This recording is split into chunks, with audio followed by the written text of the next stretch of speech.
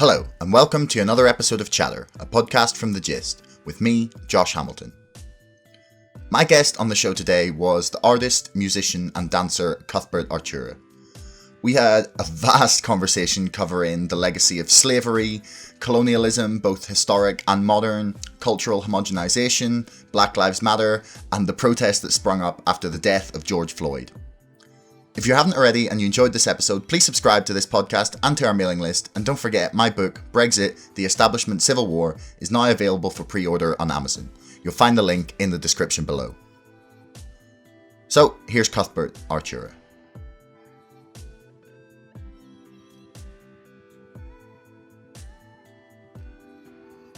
Got water, hopefully enough. So, ready to go? Ready to go. So, Cuthbert, it's great to have you on the show. Thanks very much for agreeing to chat to me. Thank you. And sometimes you can call me Tura. I'm quite happy with that as well. Tura. Okay, that's easier than Cuthbert. It sounds less formal. Does anyone actually call you Cuthbert, or is it just like your parents? When my mother calls me Cuthbert, I know she means business. And when I see a name written Cuthbert, I know that it's coming from either the taxman or somebody official. Well, I guess that's probably a good warning signal anyway for what's coming next. So, I want to start by talking about your music. Okay. So, what would you say is your earliest musical memory? My earliest musical memory would have been when I was probably about 2, 3, and there would be loud drums, singing, shakers, voices, singing in Africa late at night to the early hours of the morning, and people drinking traditional alcohol. And yeah, so I was brought up in a musical family. So my earliest memories would have been when I was 2, 3, round about then. But that would be in African tribal music. Yes, and I don't call it tribal music because Okay. The concept of tribes is a concept that was created by people who do not understand the family structures of African families. So yeah, Okay. it would have been traditional. I would call it traditional music. And because my family, my great uncle who would have made these events happen was a shaman. And he would have used music and all that as part of his healing, you see. So do you like to think that music can have like a healing power, like physically, or do you mean more spiritually and emotionally? Well, I'm also mindful of the fact that sound began before everything else, the word. So I do believe wholeheartedly that music, that sound is the source of life, of everything. So in that sense, yes, I believe that music has got that capacity to heal, to inspire, to transform, to create. Yeah. So are both your parents from Africa, or? Both my parents are African, from Zimbabwe. From Zimbabwe. So Yes. At what age did you move to Northern Ireland then? So I came to Northern Ireland in 1993. I was 19 then. Okay. And now I have a unique experience in the sense that I come from a single parent family. I was raised by my mother. I didn't know my father. I went to look for my father when I was 18 years old, and him and I never had a relationship worth talking about. So he died in 2001 or 2, one of those. So, yeah. So was that when you then moved to do you mind me asking why you moved to Northern Ireland? What was there? Yeah, like well, a specific... I was living in South Africa. I was living in Cape Town, and I was so this was 92, 93, and my mother, who was married to an Englishman, were living in England with my sister, and my mother said to me that, look, we are concerned about what's happening in South Africa, and we think that it is best that you either come to live in England or go to live in Northern Ireland with your aunt. So I thought, okay, I couldn't go live in England because I didn't get on with my stepdad. My stepdad was about 30 years older than my mom. And he was an ex-British Army, an ex-British soldier. And he was racist. And he didn't like me. And he created so much tension between my mom and I. So it wasn't possible for me to live with them. So I went to live in Belfast because I thought, at least with my aunt, I'll be able to, to negotiate life much easier. Do you want to explain for people who maybe don't know what was going on in South Africa at the time, what it was that you were fleeing away from, or what they were concerned about? So what happened is when Mandela got released, there was a lot of uncertainty in South Africa, and whilst I was living there, there was a lot of changes that were happening, and I must say that because of my involvement with the ANC, I was participating in protesting for rights and equality and the eradication of apartheid. So my mom knew that I was vocal and I was an activist, and I was participating in the movement in South Africa. And at that moment, we were at a very transitional point in terms of we were moving out of apartheid, and the country was preparing for Black majority rule. So there was tensions there that were happening in South Africa in terms of the people who had benefited from apartheid, the white elitists, the white supremacists. They were not very happy about what was happening in South Africa. So that period, we were at a transition, and war could have easily broken out. There were riots. I remember I was involved in a few rallies that turned up to be riots. So 92, 93, and then 94, we had the elections in South Africa, and then we had black majority rule. But leading to that, 94, there was a lot of uncertainty, a lot of conflict that was happening in South Africa. So 92 through 94 was the period when they were negotiating the future constitution and the. That's exactly. Yeah. Yeah. I there was two books actually I've read that kind of give me like a little bit of history, and that was Naomi Klein's. No, this changes everything. The shock doctrine. So she talked about the implementation of neoliberalism, basically in post-apartheid South Africa. Yes. And how the state had basically been sort of, all the resources that were meant to be returned to the people ended up mostly being carved up and being given to the people who'd been in control for the past 30 or 40 years. You hit the nail on the head. That is exactly what happened in South Africa happened in Zimbabwe. It happened in Kenya. It happened in all the African countries that were British colonies. I mean, that sort of model, the shock doctrine is basically like the history of the last 40 years as a battle between sort of people and neoliberalism through the shock doctrine. But we'll not like get too bogged down in that. But so you left. You came to. Did you say 93? You left?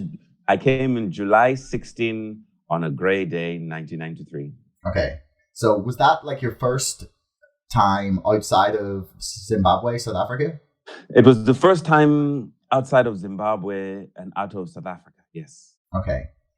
So those are the only places you'd lived your whole life. Was this like your first encounter with like Western culture and music as well at that time? Or I was educated at David Livingstone School. And from that name, you can tell that it's a very colonial school. A famous person who went to David Livingstone School is Bruce Grobbelaar. Oh, really? Yes. Huh. Okay. So, and Bruce Grobbelaar, he joined the army. He was in the Rhodesian army. But I went to Prince Edward School, which is the second oldest school in Africa, and in Zimbabwe, that was set up by the British, and that was 1898. It was set up. So I have a very colonial education. I was assimilated into British system when I was at school. So my school was a multiracial school, multi-ethnic, multicultural. So at the age of 9, in fact, I was socialized into the white world from a very early stage. Okay. So even the hymns I sang then, I come here, they're the exact same hymns, There is a green hill far away without a seat, those kind of things. Yeah. So I am really conditioned into the white world from an early stage. So when I came here, it was really it was not different. I just slotted in because I was already brought up in the British, education system. Okay. So then, were you familiar with Western music as well? Or very. Yeah. Yeah, because one of the things that is very prevalent in Africa is that we are bombarded with American, British art. The impact of neo-colonialism in Africa is frightening. From sports, from television programs, you're watching Dallas, you're watching Dynasty, you're watching Falcon Crest, you're watching, those are the programs I grew up with. And occasionally you had a program like Roots. But the majority of cultural exposure that I experienced, that most Africans experience, are really about celebrating whiteness. It's funny. Like, I remember when I was reading, have you read Trevor Noah's book? Trevor Noah, haven't. It's really good. It's really short as well. It's just like a collection of stories from his childhood. But he talked a lot about how he became quite successful as like a DJ because he was selling on the latest like songs and sounds of America because he had like acquired a computer, so he was burning CDs with all like the latest songs and became like quite popular as a DJ just because he had all of these like new Western sounds. And it always kind of like baffled me a little bit because like anytime I've heard like any kind of rap from or like hip hop or any kind of like modern music from Africa. I know that's very all encompassing. Like Africa's fucking huge, but it is second largest continent. But you get my point. Like it's always like I really enjoy the way they like manage to infuse their like modern like hip hop or rap music with those more like traditional African rhythms. It's always really cool. So it kind of like it confused me a touch that he would become so successful just by like playing importing like Western music. Like, do you think that was because it was something like exotic, or it was because like people didn't have the capability to produce the music because of like poverty and apartheid, and the fact you obviously concentrating on like overthrowing the structure of an entire country rather than making like top 10 hits? Yeah. Oh, well, it's the indoctrination of the colonized that is all part of the experience, because you don't have to look at South Africa or Zimbabwe to see how that works. If you look at Northern Ireland, for example, and you look at the period when Rory Gallagher, they were even Van Morrison, they were imitating the music from America. And that is the way that colonial frameworks work in terms of breaking the culture of the natives. And then you see that the culture takes a back seat, the language takes a back seat, and that's how it was possible to erode the language that native people use in schools, in education, in popular culture, in media. So this is not a random, it wasn't a random situation that Trevor Noah was responding to. It is part of a global system of racism and cultural imperialism. So it operates in Northern Ireland in the most explicit way. If you hear Van Morrison singing, Van Morrison is a white guy who basically sings like a black guy. Now let's be honest. He's a white man who's made money from singing black music. That is the reality. Blues is black music. Jazz is black music. And this is how imperialism and neocolonialism works. So you don't even have to go to look at South Africa and see how the dominance of British popular culture is on Northern Ireland. Northern Ireland, even the south of Ireland. If you ask anybody in Northern Ireland, what team do you support? Tell you Liverpool or Manchester United. Cultural imperialism at work. If you ask them, tell me 4 teams from Northern Ireland, they'll struggle to tell you. Or tell me 4 players from from the Northern Ireland football team. I'm telling you, they'll struggle. But if you say, tell me 5 players from the English football team, they'll tell you. They'll even tell you the players from the American NBA Dream Team before they'd even tell you who is in the basketball national team of Northern Ireland. Do we have a national basketball team? Oh, we do! I'm kind of guilty. Liverpool fan. What do you mean? I'm guilty as well as a Liverpool fan. We are all socialized into this. Josh, we are all socialized. We are all... In your mind, is is America now that like the like pinnacle of cultural imperialism? Are they the center of that for you now? Has it moved on for the world and globally? I mean, well, the aim, and this is not my opinion. It's not my opinion. This is by design, and by design, I'm talking from the time we currently have a system that was developed from this year, 2020. It marks 465 years of that system. 16, 19? What is that 16, so we're talking 1564. 1564, okay. What was the American? Queen Elizabeth I. Okay. So we're talking about what we call dominant culture.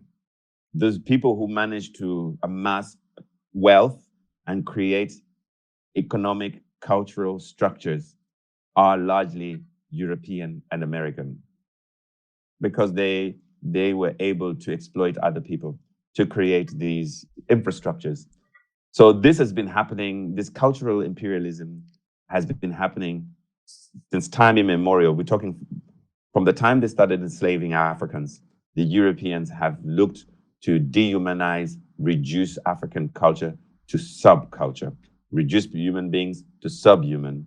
So you can see how the American white elite, the British white elite, the European white elite seek to perpetuate this notion that they are culturally more sophisticated than everybody else, when we know that everybody is culturally sophisticated. Everybody. People... it's weird. I've had this conversation with people a few times recently. They've said, Americans are stupid. And I'm like, no, there's fucking stupid people everywhere. People everywhere. It's the same kind of thing, right? Yes. But culturally, America and Britain are connected to the hip. Yeah. I mean, that's something that actually concerns me a little bit post-Brexit, that we might start to take on a few too many Americanism. We have already. Well, we've taken on too many already, but I feel like it might accelerate post-Brexit. Yes, and probably one of the fears that we have, both we share, is that it's always better to have a diverse experience of culture than monoculture. This hegemony of American British culture doesn't allow us to experience the full beauty of what God has created, Yeah, the idea of monoculture is something actually that I'm a big Naomi Klein fan, and I've been reading her books a lot recently. But she wrote in No Logo, she wrote about the kind of corporatization of a lot of spaces in Canada, in America, and in the UK. And who's this? Sorry, Naomi Klein. Okay. I would just if anyone is in any way interested in just the history of the world of the past 30, 40 years and understanding corporatization, neoliberalism, climate change, and how all of those are all intertwined, I would just go read Naomi Klein's work. It's just truly both horrifying and inspiring at the same time. That's it. But in No Logo, she talks about this idea of a monoculture where we have like these global corporate entities like Nike or Pepsi or Coke or Google, Ralph Lauren, or now like her book was written about 20 years ago, but it's stunning actually the way that mirrors big tech now as well. She was talking about big clothing giants and basically companies selling a lifestyle to you, and she was really like struck by the monoculture that creates. It's about like that it just homogenizes everything, and dude. And then she talks a lot about how first, like, for example, say like Tommy Hilfiger was sold as like a high-end brand first to like upper class white people, and then it became like a status symbol for people in lower income areas, like generally like in America, Black or like Latino areas, where that became like a status symbol for people to have like Tommy Hilfiger or one of those big brand names. And then that meant that those corporations who had been selling to like the elite white kids were then able to like, in a way, like make their brand cool by then selling it to like young, like low income people as a status symbol. And then when it became like, I don't know how you describe it, as like hood, or like it became like like in the most white sounding way ever. But when it became like that kind of style to people, then it was resold to like the white middle class teenagers as like the edgy thing to be wearing, and it just like creates this like perfect circle where things go from like status symbol to being edgy to then being a status symbol again. It's super like. It's kind of depressing to for her to lay that out, because that was genuinely the strategy that was going on inside and the conversations that were going on in marketing departments. But and all it does is as you say, lead to this like monoculture. It's it's also, if we are a society that's not engaging with itself in an honest manner, and a society that is capable of self-reflection, and we then have a situation where everybody is exposed so much to British American culture, and their own culture takes a backseat. And what that does to the memory of people, come on, you know. So that's why I think one of the reasons why I am fortunate, because my culture is always and has always been central to me. My dance, my music, my prayer, my meditation, my rituals, my initiations, rites of passage, the sacred activities that my ancestors have done for thousands of years, I still do them. And I am lucky because my life is about culture. I've put culture at the heart of what I do. So I'm lucky. But for the majority of people who don't have that platform or that space, the majority of people don't. So now we have a lot of languages that are dying out because people are choosing to use English. If you don't speak English, you won't go anywhere. So everybody must speak English. Don't speak your native language, because that's not going to get you anywhere. That's you know. Do you feel like that's kind of turned the corner in a way, where there are at least certain portions of society that really value little niche things like I don't know, language and like little pieces of culture and art, like especially in like huge like multicultural cities like London, for example, where you know, the more specialized and niche you can get in certain ways and certain things become like your selling point. That difference is the thing that makes you stand out. Like, do you think we've got past that, or do you think it's... No, I think we've got into a stage now where there's a very commercialization of culture. and other people's cultures is there's a bit of voyeurism going on with people's culture and people's lives. I mean, I give you an example. There was a Sky News reporter yesterday who took a video and reported these refugees who are in a dingy. Oh yeah, I saw the video. Yeah, I mean, I would have expected, I'd have expected her to give them some help. To those people, that dinghy was going to capsize any moment. Instead, her ship, the ship that she was, the boat that she was in, was actually causing the waves for that dinghy. But she was looking at a news story, and this is the kind of state that European media and culture has got to, where they're now desensitized. It's about a news story. It's not about humanity. So you have a European and American and British culture that has commercialized everything about our humanity. Because people can't make choices and decisions based on just pure heart and pure heart living. My opinion. I mean, it's encouraging to see the amount of people that condemned that kind of news reporting.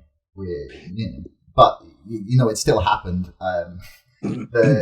When you say the sale, you think that there's like voyeurism going on in culture. Do you think that it's like that? Okay, perhaps that diversity that I mentioned, that niche specialization, is just, it's not being celebrated as diverse for the reasons that you should be celebrating it. Is like, for me, it's not like, that it's being sold as just this cool like little thing that you should go see, basically. Yeah.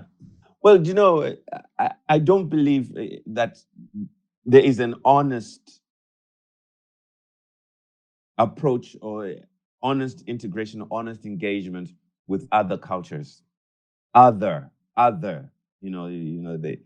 other. There's real culture, which according to the British and the Americans is what they put on MTV and what they put on BBC stations or NBC or CNN. And then there is the other cultures of other people. And unfortunately, the dominance of the media by the elite, the limited elite, people like Piers Morgan, who he's an Etonian. You've got a lot of people in Fleet Street who are responsible for editing news, who have no clue of what the experiences are for working class people or for vulnerable people. So the people that are making the decisions, right from Stuart Hall, the BBC Governor General, you've got these elite people making decisions that affect working class, vulnerable people. So it's like the decision that the BBC made over that report where a white reporter was allowed to use the N-word.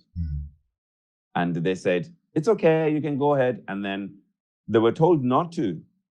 But the BBC director generals and the decision makers are not capable of making decisions on equality and diversity because they don't have a clue what we're talking about. They don't understand because they are socialized into racism, into overt and covert bias. How much do you think that bias do you think is still there in society? And how much do you think it is like just the systemic hangover of like years of discrimination and like overt segregation and racism in history? Like, how much do you think that those like ideas are consciously still there in society, and how much of it is the hangover from the system that we used to have? We don't used to have a system. We still have that system. The system that we have in Britain and Europe and America began to be created into what it is when the slave trade began. And so the relationships that we have financially, and I want to say financially, I'm talking about the House of Saudi, the House of Oman. I'm talking about the Arabs that facilitated for the British and the Europeans to begin the slave trade and the industrial. If you look at the kingdoms that the Arabs created from slavery, if you look at how slavery plays an important role in Arab culture today, in 2020, yeah, there is an attempt to airbrush and pretend like these things have no impact today and they've gone, when in actual fact, the system that we are currently having is designed 465 years ago. So, to tell you the truth, Josh, Britain is the mother of racism. We need to get that into our heads because Francis Bacon, because John Locke, I'm talking about the people who are the philosophers of Britain mindset. Francis, people like Charlie White, I'm talking about the theorists that Britain built its racism on. Britain is a racist country. The way Britain is run, the way Britain is structured, every institution in Britain is a racist institution. Okay. Right, we need to like clarify a few things before we can discuss like further, just so I can get exactly what you're trying to say, and that we can have the best discussion about it. So, when you're saying that every institution is racist and that Britain is a racist country, you're talking about the like at the very highest level, the entire structure of how the country was founded, about how the wealth that was amassed during the years of slavery and afterwards with a lot of wage discrimination, that all that wealth and all of the structures of power that have been built up since and because of that history are then inherently racist because no one has sought to address or deal with the massive like historical, social and economic inequities. Yes. Okay. Yes. Okay. Yes. And also the fact that, slavery was not banned. Slavery was reprofiled and rebranded. One of the greatest gifts that Britain has is creating meaning and creating stories and narratives. I call Britain the queen of spin because when slavery was banned in 1833, it wasn't until 1864, 1865 that the other islands that were under Britain's sphere of influence actually banned slavery. In 1864, there was a ship that was captured in America that was slave trading. In 1864? 1864. So they stopped slavery because they decided that, okay, we will keep the slaves in their countries. We will make them work for us, but now we will also own their countries.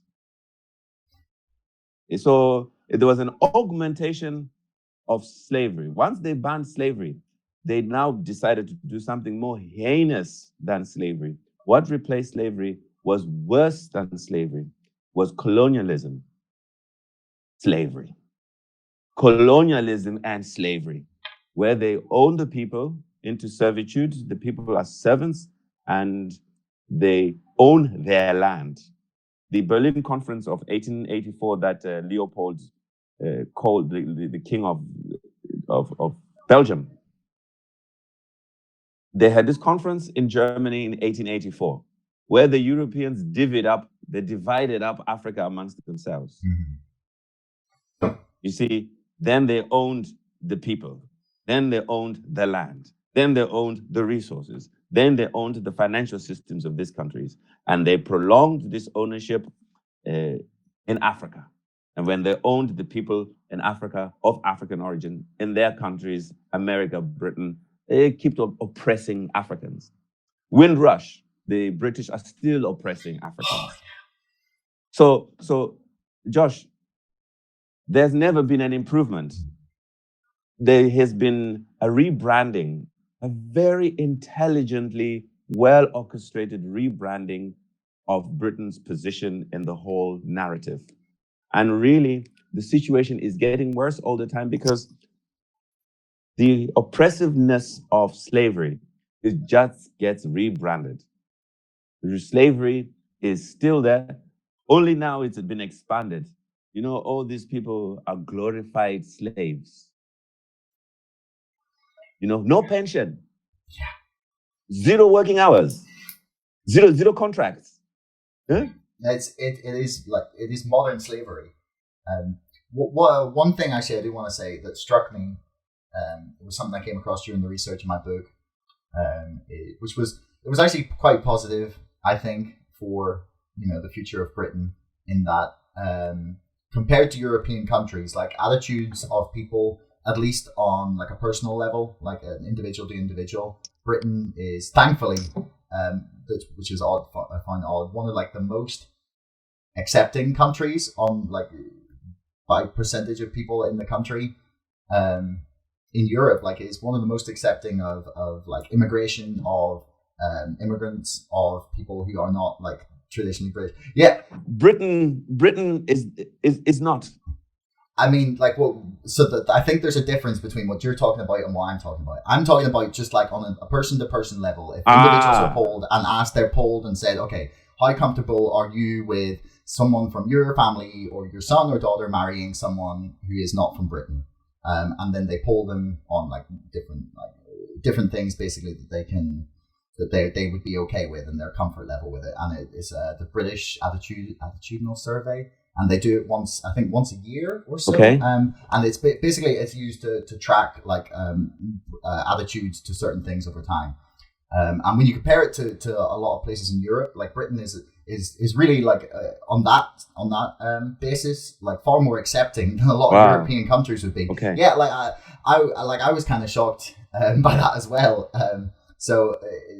Which honestly like makes me quite positive about things, because then it sort of suggested to me that even though there might be like systemic racism in a lot of our structures and the hangover of economic inequities that we discussed, that even though there might be racist narratives being used by the elite, that the people were generally not really on board with that. Yeah, you see, that's I agree with you there totally. And when you get talking to people, when you meet people, you realize that a lot of people are in exact the same situation as the migrants. Mm-hmm.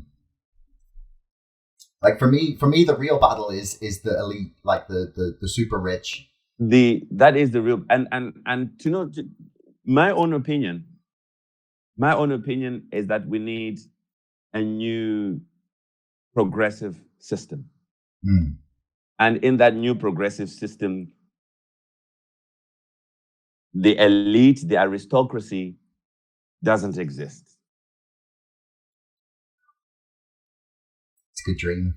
I mean, like one of the things I at the end of the questions that we wanted to talk to you about some things, if you had time, like 15 minutes or so, some questions about the lockdown and about the pandemic that I want to ask you, because I'm writing my second book at the moment, and it's all about how I think that the lockdown and the kind of the forced change that we were sort of put into, that like everything just went from complete normal life to like like civil liberties gone, like we have to do all these things, we're not allowed to go here, bars are closed, shops are closed, like we just went from that to like a situation that would have seemed completely unimaginable and sounds like some sort of really horrific dystopian future. Yeah, like legitimately sounded a bit like that, right? And then like, okay, people were angry and frustrated, and then all of a sudden like people started to come together, and I find myself talking to like my closest friends more, and like everyone seemed to have used this time for something really positive. And they took it and they made changes in their life that people would have said were impossible. And people started looking after their garden and baking and just getting more in touch with nature, because we were all, the only time we could go outside was to go and enjoy like a walk or something. And I think it proves that people can adapt to some really like serious changes, and that it proves that all the people that said humanity can't like make a rapid like change to more progressive, more equitable, post-carbon like society and So structure. possible. They don't, like, in my mind anyway, they don't have an argument anymore. No. The argument that people couldn't deal with it has been blown out of the water. We were put in this horrendously restrictive situation, and like we didn't just survive, we thrived. We thrived. Yeah. So if we have time, that would be great. Yeah, but if people cannot change or do things out of the goodness of their hearts, then trauma and fear will do it. And I think fear of COVID made people make the decisions as well. And I guess the trauma that we're now going to experience, because now we're officially in recession.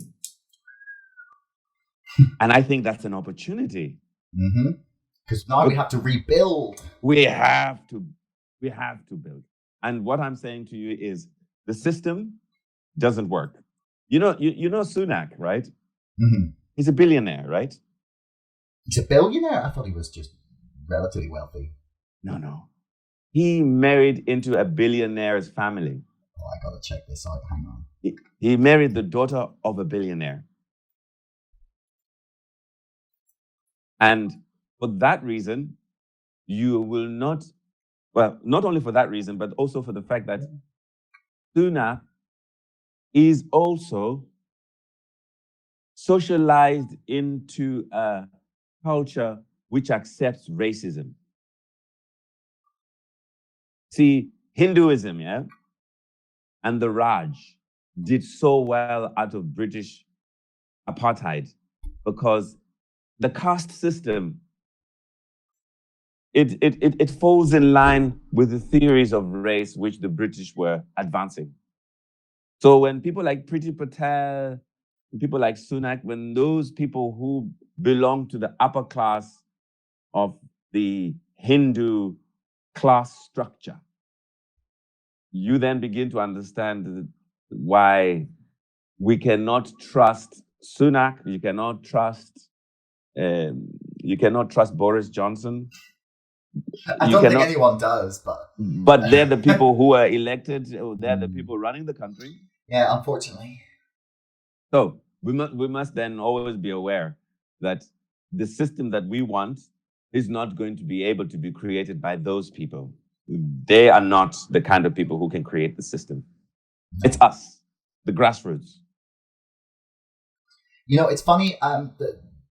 Quite by accident, quite a lot of the people that I've spoken to over the past 6 months have a lot of them have been talking about ways in which we can fight back almost in ways that we can try to reorganize our society from the grassroots up. And there's been it's one of the things I hope to write about in my book, is there's been a real upsurge in grassroots movements popping up or appearing or suddenly getting a whole lot more enthusiasm or support or they feel re-energized to do stuff. Is that something you've kind of experienced talking to people, or am I just No, I think you're right, and I think there's access to information now that is happening to people, and people are finding out things about the government, about what's going on, about what. Here, I'm going to ask you a question. Do you know that there has been an oil spill of a grave magnitude that has happened in Mauritius? Yeah. So 2 or 3 days ago? Yeah. But you are finding this information, you don't find this information on the mainstream media. No, there's a serious repression of any climate-related stories. There you go. So it's people like you, your generation, my children's generation, that claiming, and that's why I think your generation you're in your 20s, right? 26. Yeah. So you are more informed than the previous generations. Your generation wants this to be a better world, and I think that is the solace that we can all not rest. But we're guaranteed that there's a generation there that is taking the bull by the horn and is challenging the older generation by doing things. We've got no other choice, man. This is it. This is the moment. Like, we got COVID, we got Brexit, we got all these monstrous changes happening, and now is the chance to seize it for the betterment of our own society. That's it. But the hope is your generation, you actually making a conscious decision to say, oh no, we want to make this world a better place. And you are, the kind of prejudice against refugees and asylum seekers. Yeah, like honestly, the European reaction to the migration crisis in the Med since 2010 is like genuinely one of I think like the biggest stains on like the moral righteousness of Europe. Josh, it's disgusting. These Europeans have been involved in industrial level of slavery. Can I give you an example of how modern slavery works? Please. So, all the French-speaking countries do not control their control their state funds. They don't. They're still held over by the French. Every country that was colonized by the French, when they got this independence from the French, they were only given limited sovereignty. So what we call the sovereign funds, there's always, each country has to have a certain amount in the French banks. Always has to be. You see, that is currently, we have that situation as we speak. The only country that was one of the French slave islands is Haiti. When Haiti got independence, you know what the French did to Haiti. The Haitians have been paying a loan to the French since slavery was banned. So here, we are looking what they are doing in terms what the Europeans are responding towards towards the refugees and the asylum seekers. It's not a surprise. It doesn't surprise me, because the church has been so they have collaborated in oppressing, in dehumanizing Black people, in genocide, mass genocide, in war crimes. So I know that when I'm looking at some of these countries, I'm looking at war criminals who have not done their time, who have not accounted for their crimes. That's what Western European countries are. They are war criminals. They are the equivalent of the Nazis who have never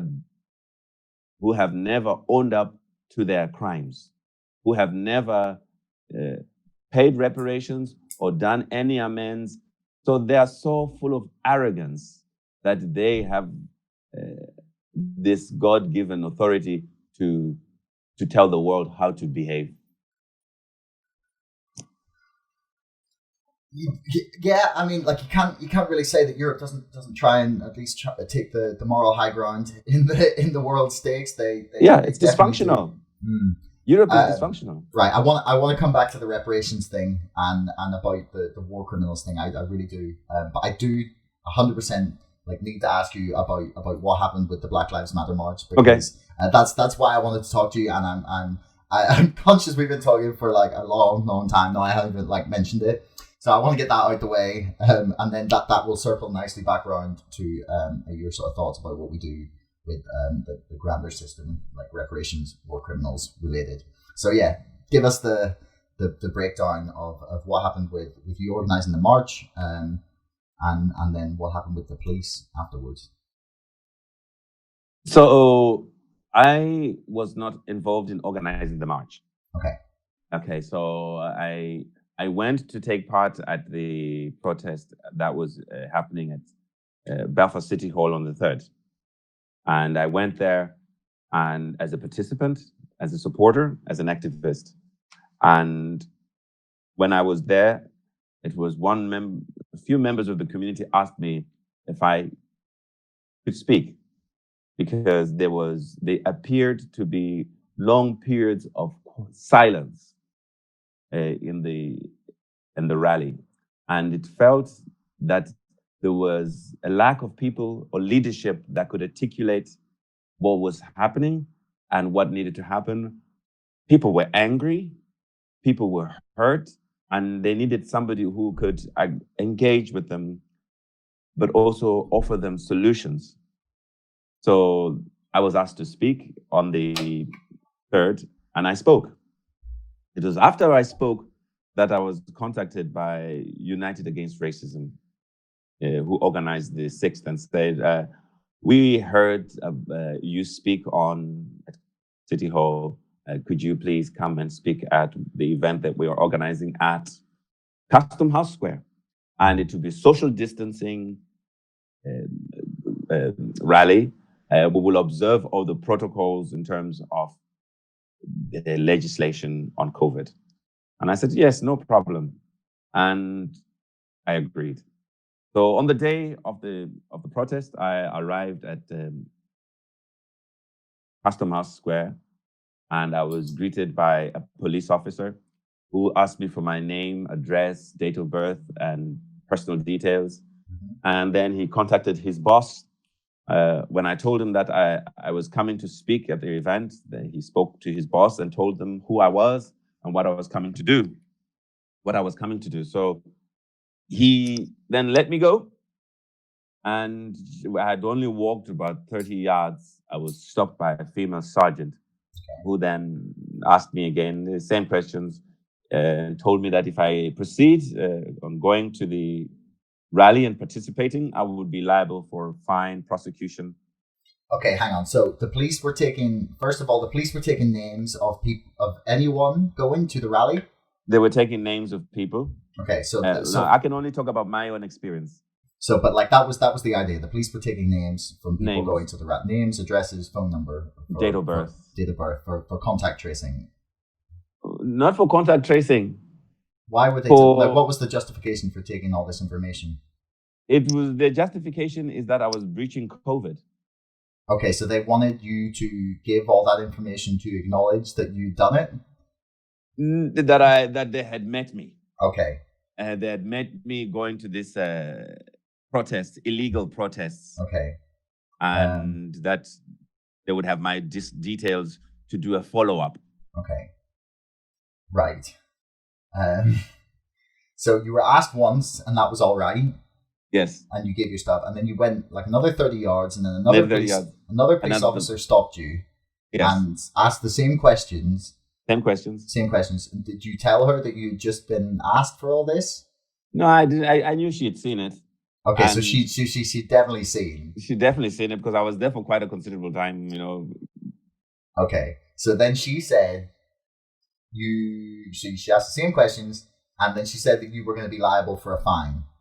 Yes, a fine or prosecution. Okay, which from your did you see anyone else being quizzed? Oh, I saw other people being stopped, and other people being told to turn back. Okay. Loads of people being told to turn back. Okay. I was told to turn back. Okay. Right. And this was the second rally. The first one was not particularly busily or was it busy? Because the only pictures I've seen were the rally in Custom House Square. So there was they were the ones where they had the squares marked out for everyone on the ground. Yes. So the first rally was there a lot of people there? The first rally, the first rally was actually one that took place at Writers Square. At Writers Square, okay. Yes. And then the second one was the one that took place at City Hall. Okay. Was the one at Writers Square? So there was one at Writers Square, one at City Hall, and one at Custom House Square. That's right. Okay. So was there marked out things on the ground at City Hall? No, Square? At City Hall there wasn't. There was nothing. At the City Hall, they got a bigger crowd than they were expecting. Okay. Yeah. How many people do you think roughly? I think there was 2,000 people who came. But right, 2,000 people. Fair enough. Okay, that's a lot for during the time period it was. Yes, and it was only a few days after George had died. Yeah, no, it was all very, very rapidly put together. But also people are processing things. And George came on the back of what had happened to Aubrey. Ahmed Aubrey, the young fella, who was lynched by two. One of them was an ex-cop. And the Amy Cooper incident happened on the same day as, it happened on the 26th of May, on the same day as George, the incident where a white woman weaponized her voice to suggest that a black man was attacking her and her dog. And it was all not true. Okay.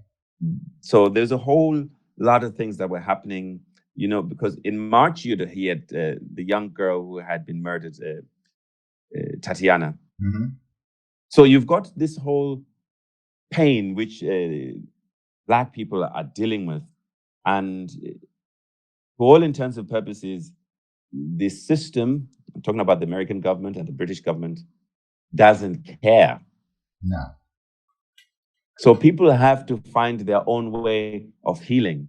Hence, I was asked to come and speak because as a public speaker and somebody who can articulate the community's feelings, I realize the importance that people need a voice. We need to be heard. We need to share our pain with others so that we can find healing. So I wanted to ask, what was it that you think caused this to be the moment of outpouring of this kind of I don't know, I don't even know what the sentiment is, outrage or just pure rage or just solidarity, sadness, whatever that collective outpouring of emotion that people were trying to capture in the protests. Why do you think this in particular was the moment? Because I remember as far back as the first times I was watching things about American politics in 2012, when I really started to kind of pay real attention to what was going on around Obama's second term, and I remember seeing some horrendous videos. There was the hands up, don't shoot video. There was the Eric Garner video. There was the Michael Brown video from Ferguson. I remember being horrified at every single one of them. And then it's in some. There's definitely a trend in America, at least anyway, of the number of shootings by police officers going down, thankfully. Probably as a result of some of the pressure. It's still way too fucking high. The militarization of the police over there is a huge issue. But that's a continuation of the slave patrols. Mm-hmm. I hear where you come from. But the question I want to ask was why was this one the moment for you? What was it that this? So why was this the one trigger? of the things that I've had to deal with in my own life here in Northern Ireland is the systemic racism. And I am 46 years old. So to see another 46-year-old man experience and go through what I have experienced, what I have gone through, but I didn't die. And this man died for a fake $20 note. And so if Black life had a value, the value which their lives are to be compared with, Black life versus the value for what he died for. If somebody dies in a robbery, they were committing a criminal offense, but man, $20, which is not even $20. It's actually, it's something of no value. It would suggest to me that there is something wrong with that society. And I've always known how racist, how dehumanizing the British are as an establishment. I know how racist and dehumanizing the Americans are towards my people. I know how they ignore me. They treat me as if I don't exist. They treat me like I don't have anything to contribute. I don't have any dignity with the British and Americans. So I've always known that the only thing, when I saw what happened to George Floyd,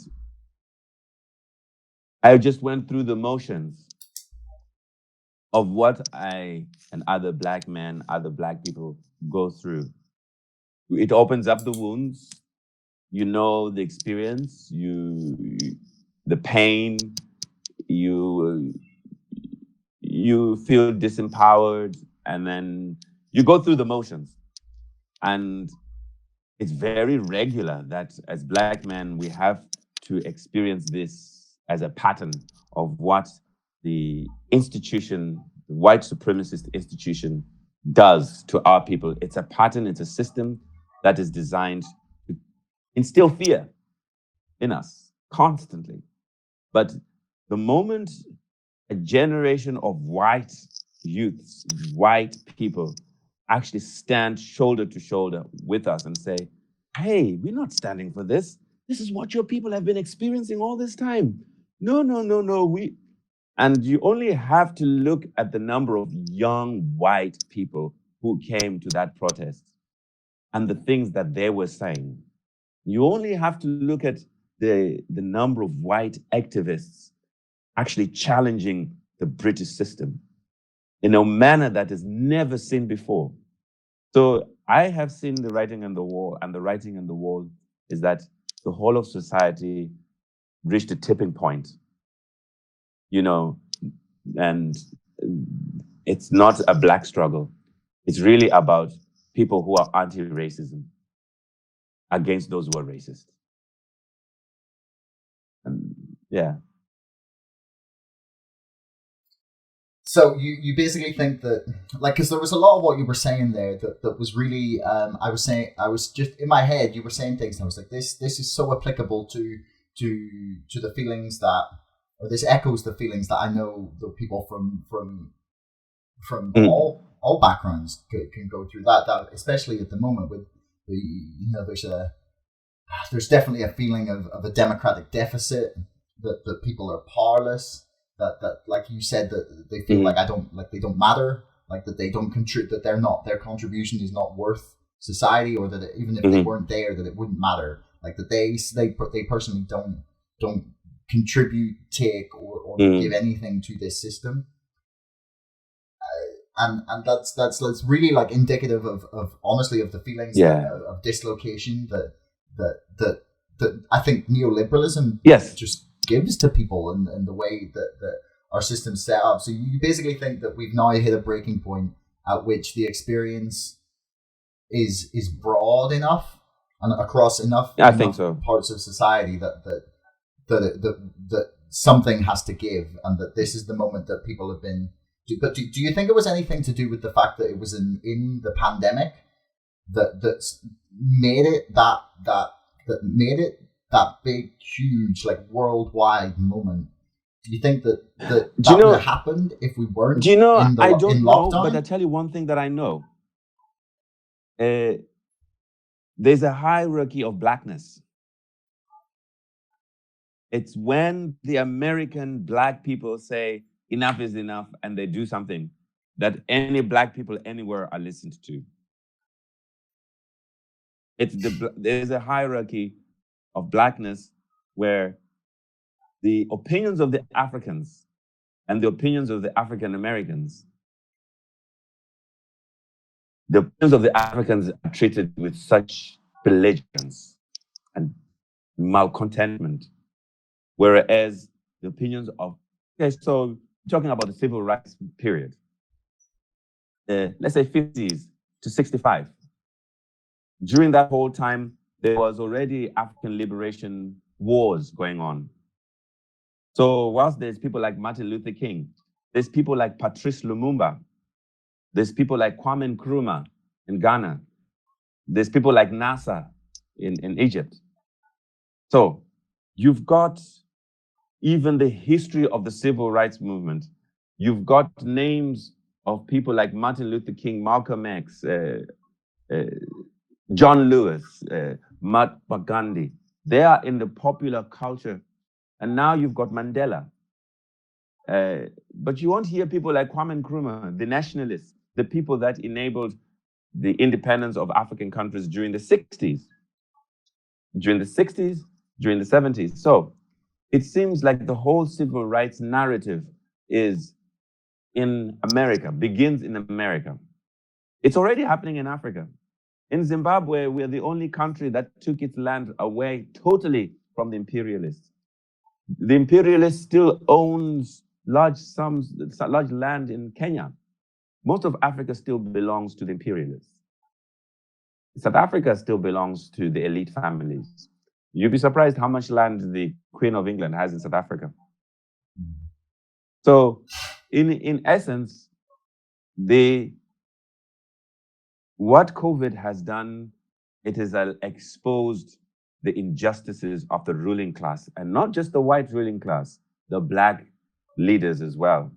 The black people who are exploiting, the black leaders who are exploiting their own people in their own countries, oppressing their own people, using COVID-19 as an excuse to slide in laws that basically reduce people's liberties to zero. Governments are using COVID-19 to expose themselves and to consolidate their power. So, yeah, in a way, you could say, but in Africa, we've been fighting this war for a long time. And we keep fighting it. And it's ignored. It's not highlighted. The only thing is, if it's happening in America, if it's happening in Britain, it will get publicity and it will be highlighted, even though the media will try to sanitize it. I mean, when last did you see something to do with Black Lives Matter on mainstream media? I mean, I don't check out the mainstream media that much. It's tailed off. It's tailed off. I would. It's tailed off. Really? Like, I mean, there was definitely a lot trying to be made of it. There was, well, at one point at least, Dominic Cummings and Boris Johnson were really trying to push. Yeah, they're racist. Their fake culture war, as some people describe it, like the sort of battle between like the people on the side of cancel culture. But you know who Dominic asking for things. But like they were all distracting people with this stupid like. But you know who Dominic Cummings is married to? Yes, it is the daughter of the owner of the Spectator. Whose name escapes. But they are linked. It's Mary Wakefield family and Imperialism Britain. If you look at her family and the link with the Raj, these people are part of Imperial Britain.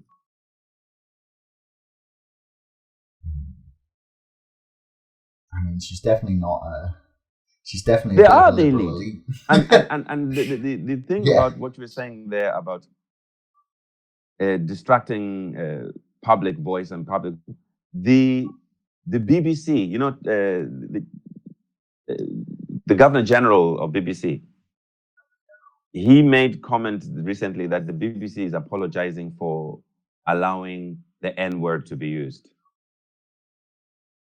These guys are so removed from reality and the truth. They cannot lead grassroots people. They do things for corporates. I mean, like a lot of something that was frustrating watching this moment for me personally anyway was watching how much people were getting caught up in you know, the idea of the fake culture war of people getting bogged down in censoring like specific words in a TV show or removing certain episodes of something, or when like the real struggle is not like you don't win this battle by like having some TV shows pulled and like getting the New York Times to change the way they write black when they're referring to people. Like you don't like, everyone was going crazy over these kinds of things, and you don't win this battle in my mind anyway by doing those things. You do it by like affecting really big structural change, and that's the only way that you that we use this moment to address the real injustices that have given us like the society and system we have now. But you see, you know, J.P. Morgan, right? J.P. Morgan, Apple, those are two companies, Twitter. They are going to embark on a process where they're going to change the language that they use, because all of a sudden they've discovered that their language, because their businesses came about in a time of slavery and racism, their language, like blacklisted, you know, like in programming, they use the word master, they use the word slave. They're having to change how they use words like that. Now, what I believe is going to happen, is going to need to happen, is there's going to need to be structural, organizational changes that will leave our civil service and our government system so different from what we're used to. I know from my job now I'm now employed as the capacity building officer for the Africa House in Belfast.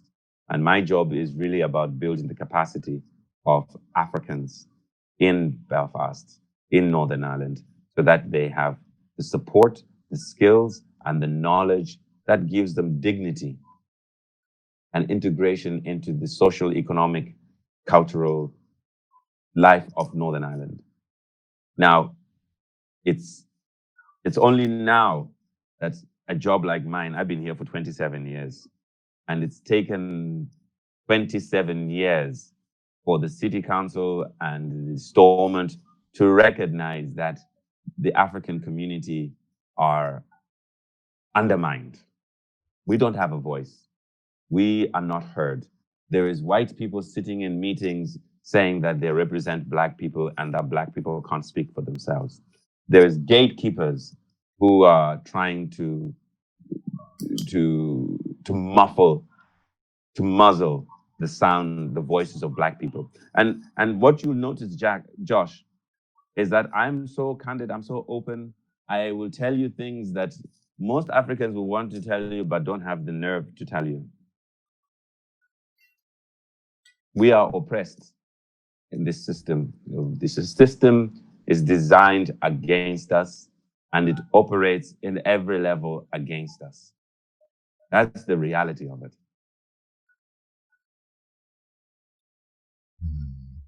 So I want to get your take on where you start with. So we've talked about, trying to rethink the structures of society.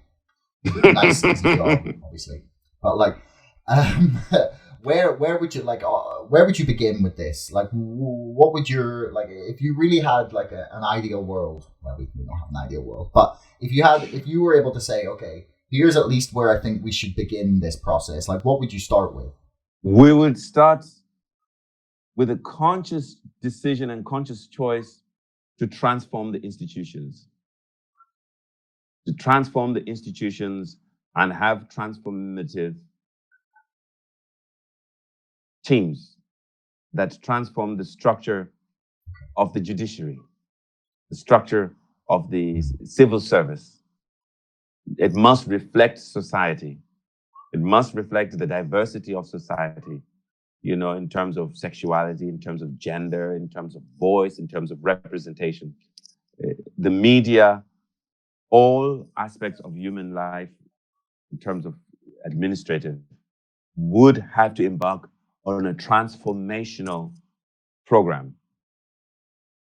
Really policy level, where policies that are pertaining to health, to education, to employment, they are operating as a transformed. And I know what I'm saying to you. The royal family did realize the need to begin to bring in a bit of color into their circles.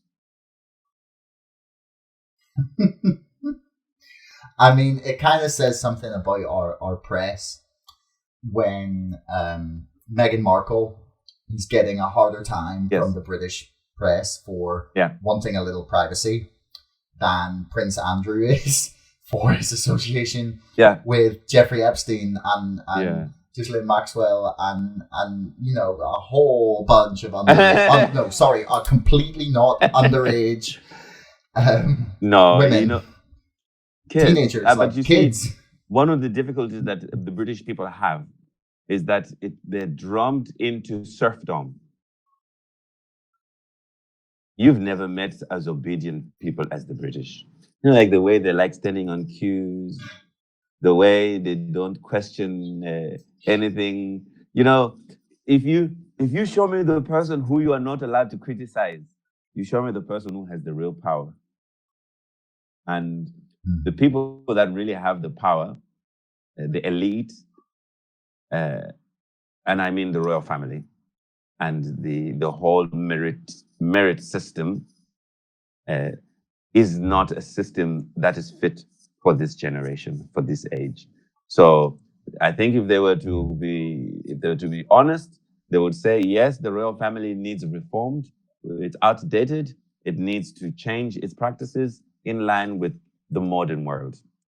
I come from royalty myself. My grandfather, my grandmother's grandfather was executed by the British in 1898. They took my grandfather's body. They took his head and brought it to the UK as a war trophy. They took many relics that we hold as sacred to Britain. So my grandmother's grandfather was not buried properly. In fact, the British just didn't end by murdering my great-grandfather. They pursued my great-grandfather's family and they ran away from their original place and ended up in Malawi. And this trauma that we experienced, my grandmother only returned to Zimbabwe in 1956. So that was from leaving Zimbabwe in 1898. 60 years later, she returned to Zimbabwe. But she was born in a country, she was born in Malawi, a foreign country. But yeah, we have the trauma of having to deal with the fact that my grandmother's grandfather, my ancestor, was not buried properly. That the British brought his head here, and they kept it and experimented and used it for whatever. But they also took relics of our family. And so today we are dealing with these conversations. These are some of the conversations that I am engaging with people in England. There was a question that was asked in the House of Commons a few months, say on the 20th of last month, there was an article in the paper which referenced the question that I had got my MP to ask in Parliament. So who's your MP? Ferry from Alliance. Yeah. Stephen Barry. Okay. He's a lovely guy. He's such a nice guy. And he has humanity. That's why he asked that question. And the answers that you get from the British conservatives are what you expect from a war criminal who has never been tried for his war crimes. Who was answering? The British establishment. The Minister of Culture and Heritage. I forget his name, but what I know from that experience is that there is issues that we need addressed in order for our healing, for our humanity. And the issues that we have to deal with as the people who have been oppressed and dehumanized are no better or no worse than the issues that the dehumanizer has to experience. So at some point, when the British and the Americans and the Europeans have accepted that they are war criminals, which they won't, at some stage, we're going to, all of us, get some kind of healing so that we can all rehumanize each other, so that we can all give each other a sense of humanity, because we all have lost. Well, that's a really positive way to wrap up, probably. Although I want to want to ask, there's those questions I have about just like your feelings on the lockdown. We can do them off the record if you prefer. Or ask a question and I'll tell you. It's up to you. Okay. I'll run them by you here. It's mainly just about the lockdown itself and like what it meant to people and how people dealt and how you like personally just dealt with it. Lockdown for me was no change of my life. That's how I live my life anyway. The only difference in lockdown is that I took up a job in Tesco's. Yeah, and I was packing shelves at Tesco's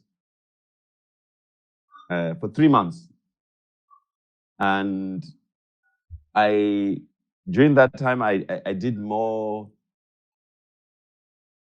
in those 3 months than I had done previously. I took up gardening, which was my mother's favorite pastime, and now I have a greenhouse and I have lots of tomatoes, lots of vegetables. For the last 3 months, I don't buy vegetables anymore. They're all your own, completely homegrown. Homegrown. Tomatoes, strawberries, cabbage, beetroot, microherbs, spinach. Yeah, so that's awesome. One of the things I wanted to get into about the lockdown basically is just, did you find that you were using the time, like did you feel it was as a positive thing for you overall? The lockdown was no change to my lifestyle. That's the way I live my life. But the lockdown for me, it was a blessing in disguise. Because right from the moment that they announced the lockdown, I applied for a job in Tesco's. I've been applying for many jobs without getting any work. And I all of a sudden, the lockdown enabled me to get a job in Tesco's. Because they needed people, because a lot of their people were going into furlough, they needed people to stand in. So all of a sudden, I was earning money. I haven't been able to earn money for the last 2 years. Why?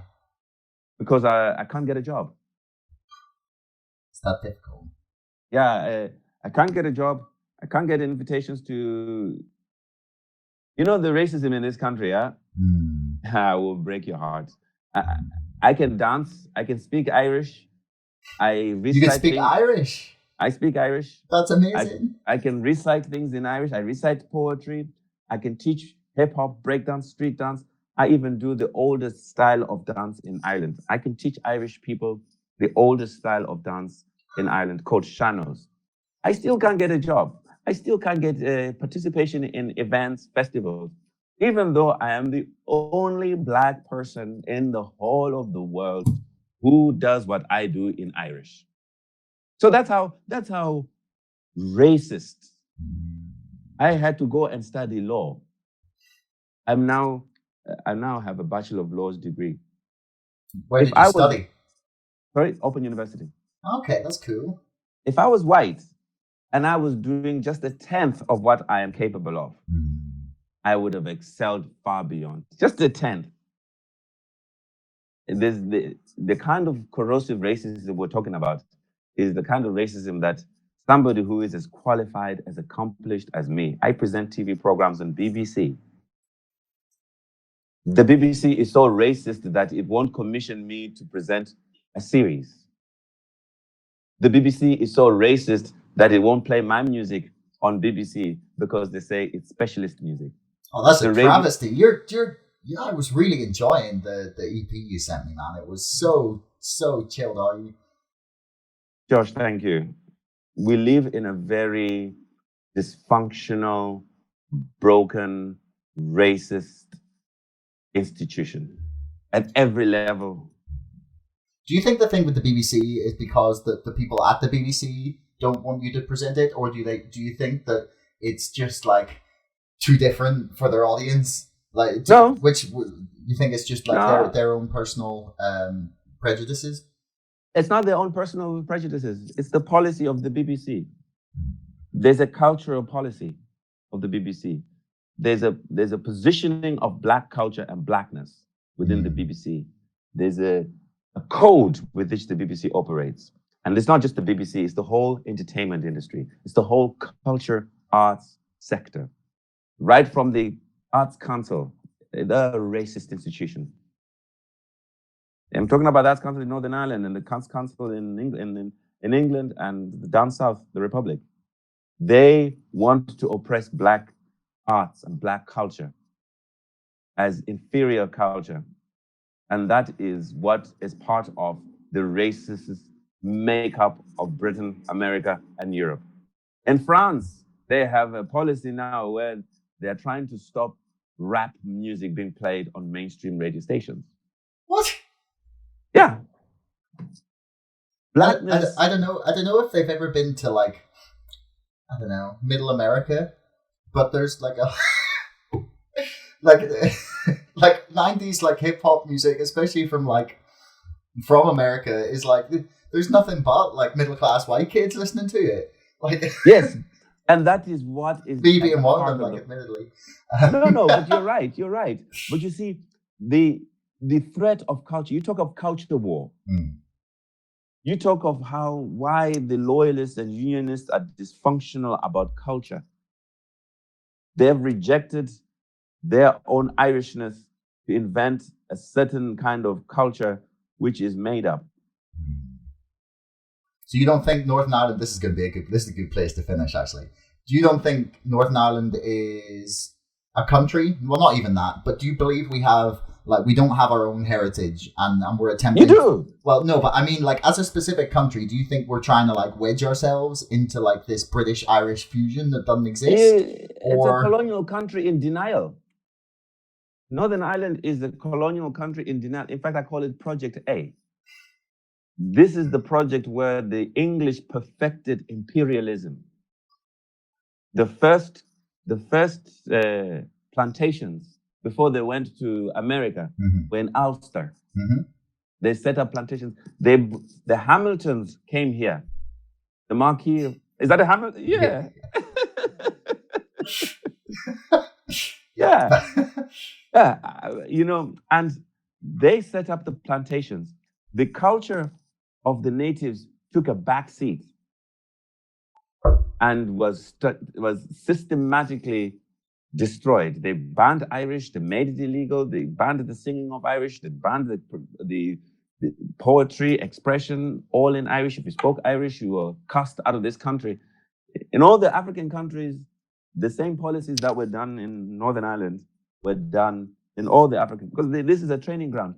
You want to see how the RUC, you know what you call when you're policing insurgents. Yeah. Northern Ireland has written the rule book on policing a country under occupation. If you see anywhere riot police anywhere, if they need specialist advice, they come to the police in Northern Ireland. If you look at the riot gear that any police anywhere in the world use, you look at the gear that they use in Northern Ireland. They have perfected the art of kettling began in Northern Ireland. Was it really started? It was really started here.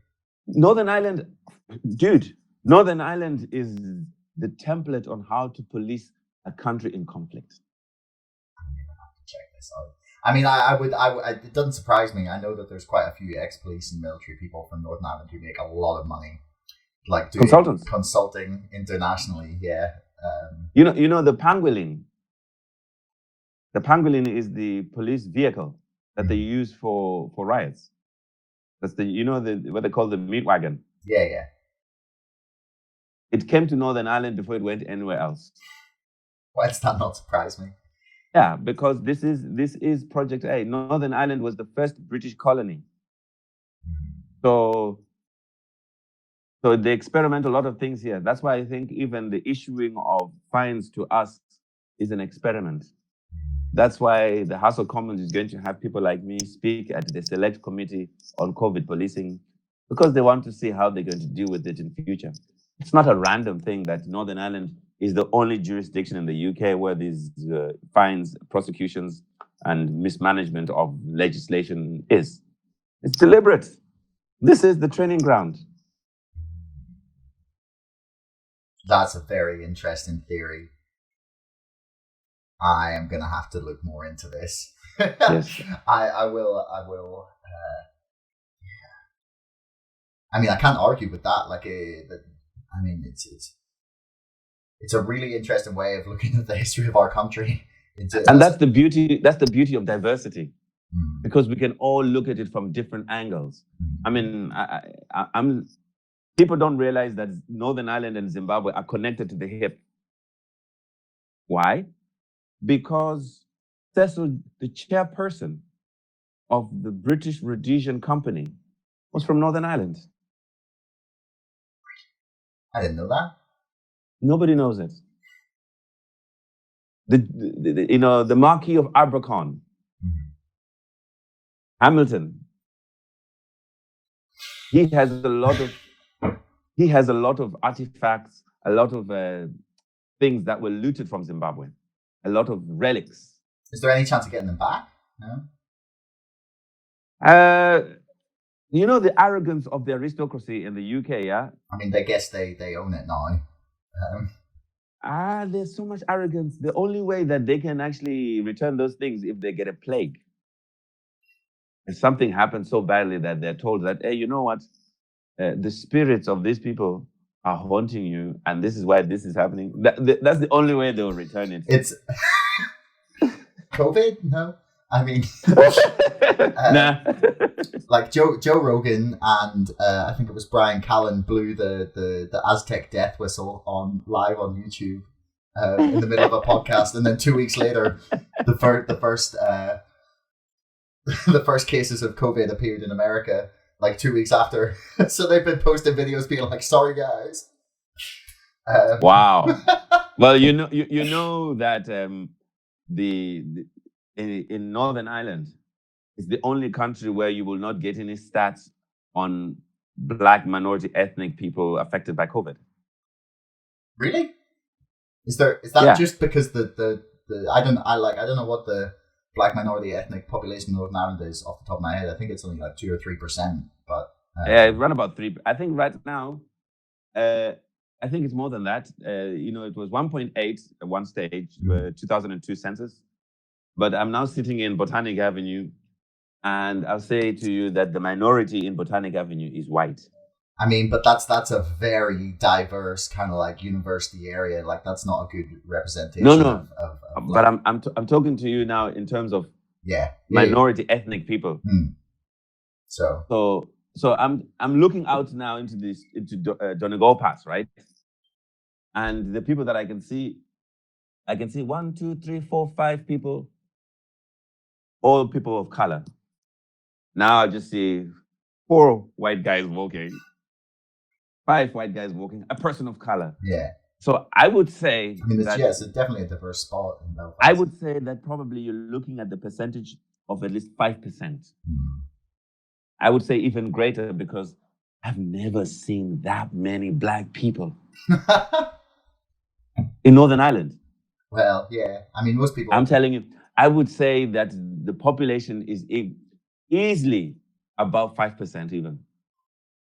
Okay, well then yeah, that's definitely a big enough portion to warrant COVID stats. I wonder why we don't have any. I'm going to need to... Because there is somebody sitting in Whitehall who thinks that information may not be good sharing or capturing. 40% of the NHS is ethnic minorities. That doesn't surprise me. 40% of... So... Because we get because we get like...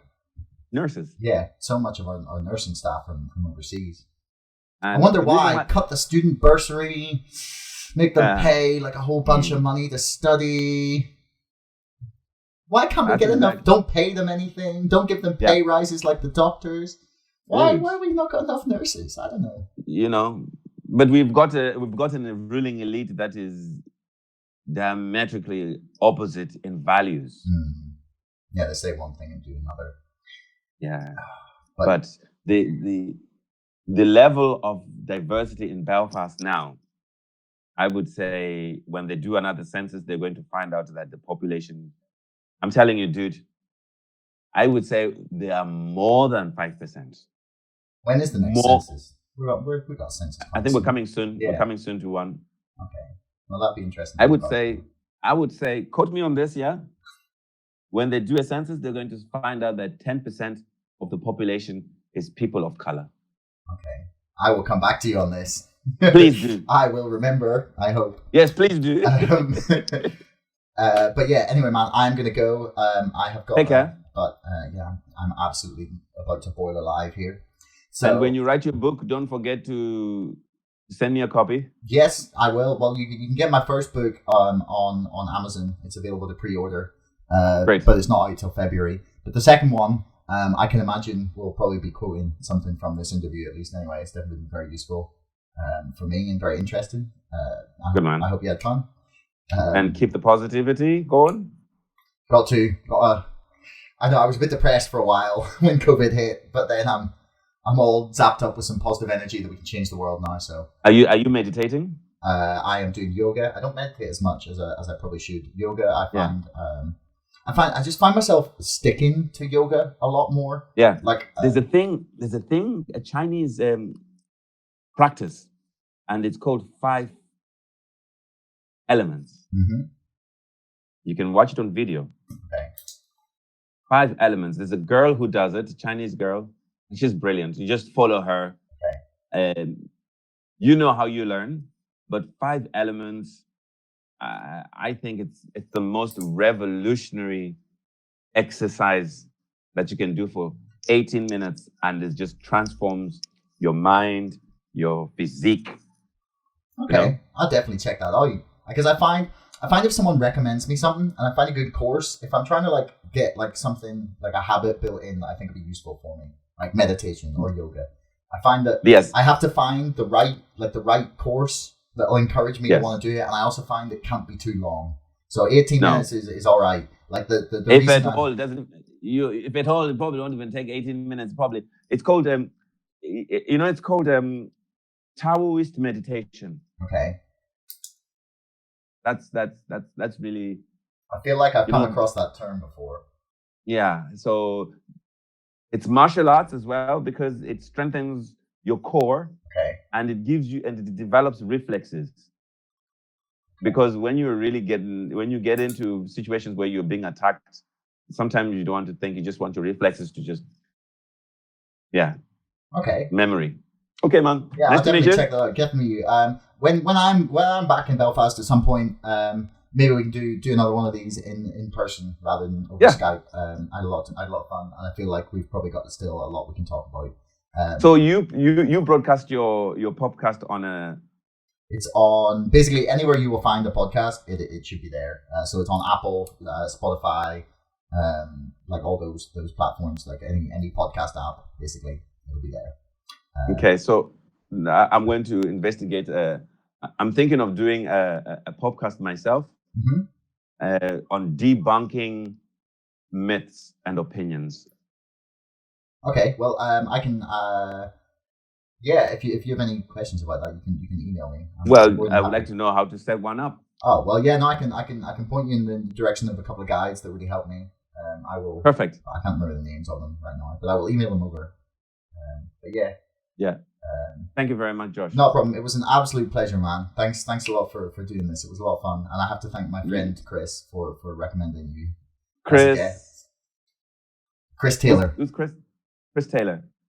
I know that name from somewhere. I can't remember why he knows you, but he does from something. Yeah. I can't remember. I feel like you might have taught like a class or something that he was at. Okay. He's really tall, like 6'6". I know who you're talking about. Okay. Yeah. I'm sure he'll love the shout out. Thanks, Chris. Josh, take care. Cheers to her. It was an absolute pleasure. Right. Talk to you later. Take care. Bye. Bye-bye. Thanks so much for listening. If you enjoyed this episode, please subscribe to this podcast and to our mailing list. And don't forget, my book, BREXIT, The Establishment Civil War, is now available for pre-order on Amazon. You'll find the link in the description below. Until next time, thanks for listening.